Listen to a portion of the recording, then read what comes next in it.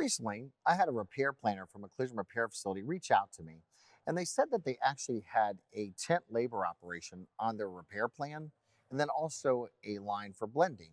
And they said that the third party payer actually kicked their estimate back and said you can't have both tent and blend on an estimate or a repair plan. Well, first of all, we need to understand that every single paint manufacturer states that when you're tinting to achieve a blendable match. iCar also says the same, tinting to achieve a blendable match.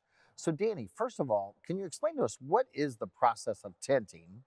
And could you possibly have tinting and blending both on the same estimate? So yeah, the process of tinting first starts with retrieving that color code.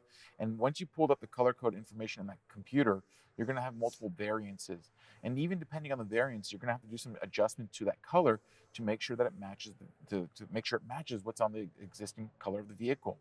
So once you've made those adjustments using different toners, different hardeners, different additives, then you're gonna make spray out cards and you're gonna be doing it in different environments. You're gonna use sunlight, color correction lighting, and this is all commonly done in a separate operation away from the vehicle. Lastly, we go back to our P pages. All three information providers state tinting is not included in the blend refinish time. We also identified recently that SCRS did a study between blend and refinish. For more information on the SCRS blend study, click on the link below.